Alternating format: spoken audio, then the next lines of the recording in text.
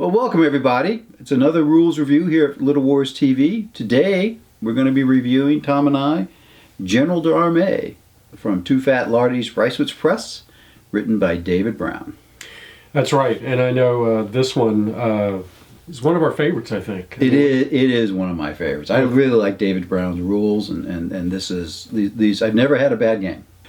These rules were published in 2017, so they're relatively new, and we'll talk a little bit more about some of the details. As you can see on the screen right now, there are 5 categories where we do our weightings on, reviews on, all 1 to 10. At the end, we do a weighted average. We hope we get our math right. We are sure you will point out when we don't. I trust in that. All right. Well, and Tom, the first category is presentation. That's right, Miles. In presentation, we really want to get to, what is the quality of the material you get, the physical material, how's it laid out, and just what's the overall experience of the product. So on this one, I gave it an 8. I think it's a beautiful product, as you've displayed already. I think the pictures are wonderful. I think there's a lot of material in here.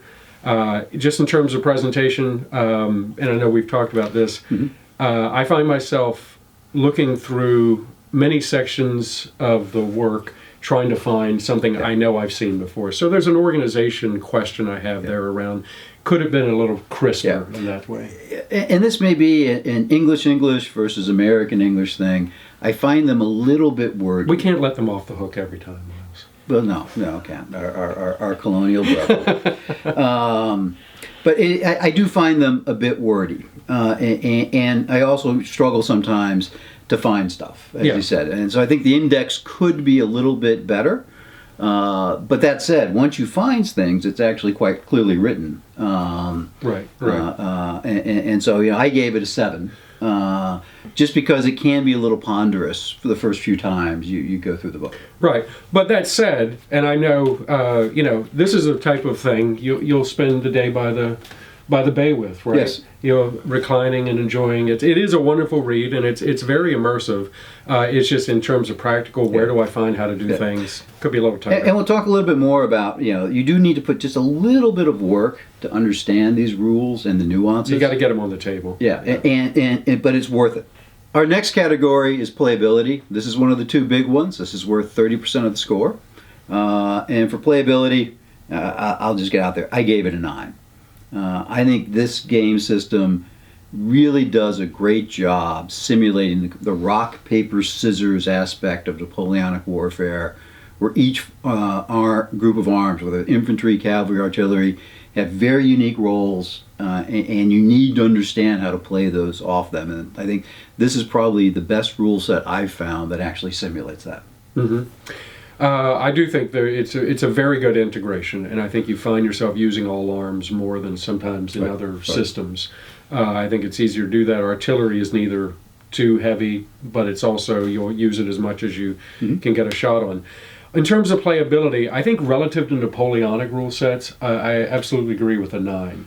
But with any Napoleonics of this size, the commitment and investment in figures is sizable. I mean, I think I looked at a base scenario for this. You're looking between 15 to 20 battalions. That's maybe 80 to 90 stands, which is not inconsiderable. I think it's worth doing. I think if you've been thinking about Napoleonics and you play this once, you'll probably commit to that type of thing. So I gave it an 8 just because in terms of relative to other genres, it's a little hard. Yeah, no, getting into Napoleonics, it is a big investment, both of capital and time. Right, and another aspect is, so he'll give you guides in there to different size battalions, small, medium, large. But we've played it fairly generically sometimes, and it really, there's no loss to it in the sense that, it's just one of those things you can add complexity in as you go. So I know you're very good when you set up a scenario. Let's start basic and then build on it, and that's always paid off. But this is one you can do that, and you're like, I know sometimes people feel like you have to cram every aspect into that one first game you're going to do. I'm guilty of that a lot. But this one really pays. Just start basic and this is a rule set that has a lot of nuance. But I can run it at convention games with players who have never played it, who have never played each other, and have 6 to 12 players in a game, and everybody has a good time. And I don't really have to strip the rules down. Right. And so that's a sign of actually a really impressive rule set. All right, so turning to our next category, that's mechanics. And this one is really, in the key ingredients to a war game, is there what's in here that's unique, and what's here in here that you would point out that really stands out and kind of is the brand of the game. And on this one, I gave it a 9. To me, couple things. One, I think the aide-de-camp system and the orders I love orders in war games. They're hard to do without encumbering the experience. I think this does it in a great way. That one, and I also think the sequencing of the stages, where your first stage after orders and activation is charge. And that just brings a clarity to what you're there to do. And it pretty much says the first thing you're going to do here is figure out where you're going to go to strike it. Well, another aspect of the mechanics that's interesting is it's a D6 based game, but David has found a way to take about every variability you can have on a D6, whether it's sometimes you get re-rolls if you have support. Sometimes you get combat dice, which give you a 50% chance to add a casualty. Unless you're a skirmisher, then it's a 1/3 chance. Right. It's a little ponderous to get into. That's one of the reasons why it takes a few times to play. But that variability really adds to the flavor of the game and is one of the keys for unit characteristics. It's really a very elegant command friction system. Right, and the menu of options, I mean, there's a dozen maybe of different things, and they're contextual. You wouldn't do every one in every situation, but you clearly, there's things you realize what you need to do, but the trick is, how do I make sure this brigade is going to be active and not hesitant? And if I want that brigade to be active, I have to take a risk a brigade somewhere else on the table may not be. That's right. And so you never have enough command dice, and so you're always thinking about how to do that. The rest of the turn, you go through, figure out initiative, then both players declare charges, players move, players shoot, and then you conclude any melees. It's actually a great flow. Right. It's also a turn structure where the other side, there's no side sitting waiting for you to finish half hour of moving stuff around. People are constantly interacting with one another. Well, that's it again, goes back to, I think, if you're at that stage where you're doing charges and you declare charges, you resolve those charges. So there's always action. And then you've resolved that charge, and it's kind of like everybody sees what happened for the turn, and now you move and shoot. And so I think that flow is just, it keeps you very engaged, as you said. And one thing we forgot, skirmishers. Oh, yeah, we love skirmishers. This game has skirmishers. They're kind of an abstract where you have small bases. They run out in front of your brigades. And a lot of games, even as the French, a lot of the fire combat casualties I inflict are from my skirmishers. Yeah. And again, it's a game within a game. It forces you to use your cavalry to chase them off if you really want to play aggressively. You hated the cavalry at Austerlitz a lot. But again, it just does such a good job simulating all 3 combat arms. So for mechanics, I gave it an 8. I think it's a really fun rule set, and after about the 3rd play, you have it nailed down. Our next category is historical flavor. Well, so key ingredients to historical flavor is it clearly Napoleonics and not just 18th century, 19th century warfare with muskets. It is. It's clearly a work dedicated to that period.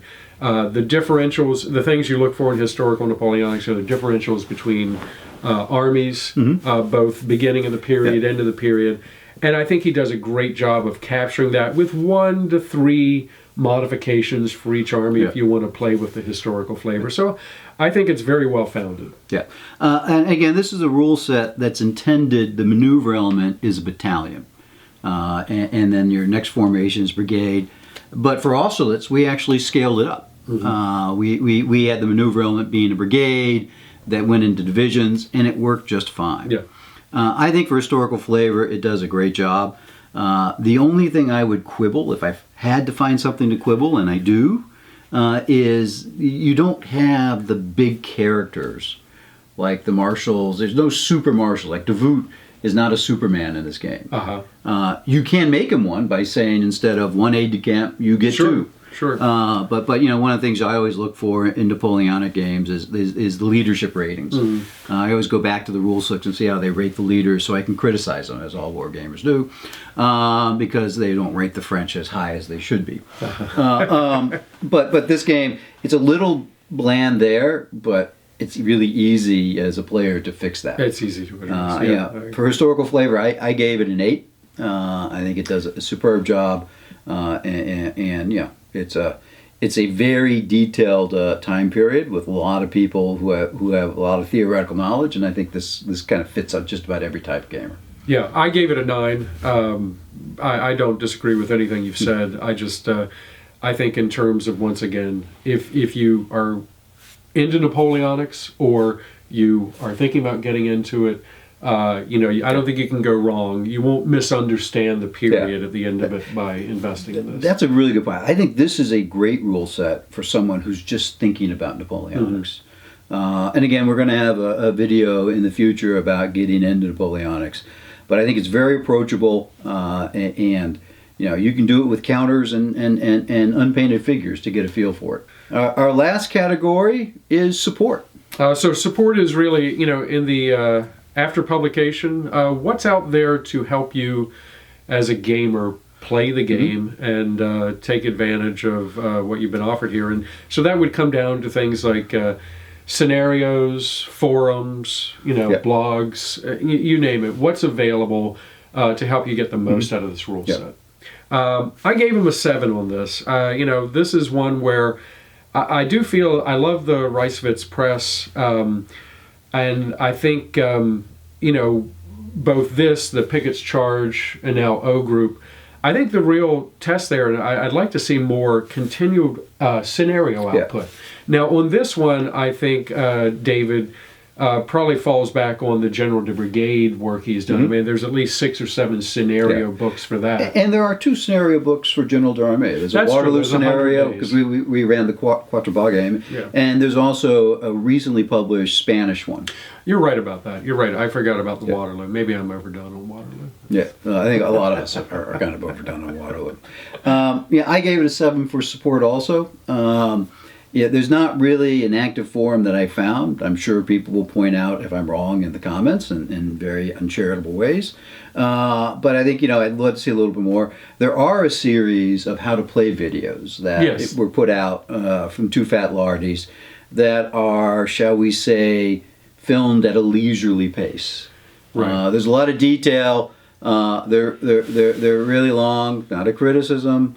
But I've painted entire Napoleonic armies while those have been playing. Well, to be fair, I think they've improved because on their O Group videos, they're much tighter, and I think you get a lot more out of this. So, but I'm glad they do it. I mean, I appreciate the fact. I actually, again, I'm making a little fun of them. Sure. But there's like 6 to 8 hours of how to play video. It's very well done, and Richard shows a lot of patience with how to go through all that. So again, it's a great rule set. My overall weighting, I believe if I do the math right, please check me, is an 81. Okay, well, I'm in the neighborhood, 84. I believe that would come across as highly recommended. Highly recommended. Yeah, we rush out today and get it. That's buy it now. Tom, one thing we haven't talked about is how much does it cost? Right. Well, I think we determined it's probably $35 to $40 US dollars, depending on conversion rate. Right? Yeah, 24 pounds in funny money.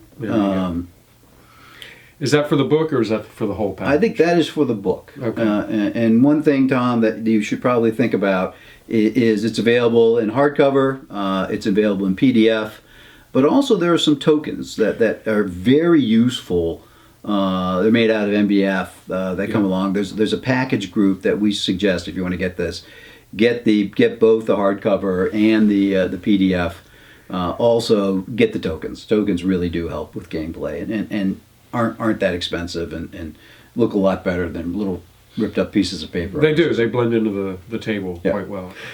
No, these are great rules. If you're interested in the Napoleonic period, I really, think this is a fabulous rule set to get and try out.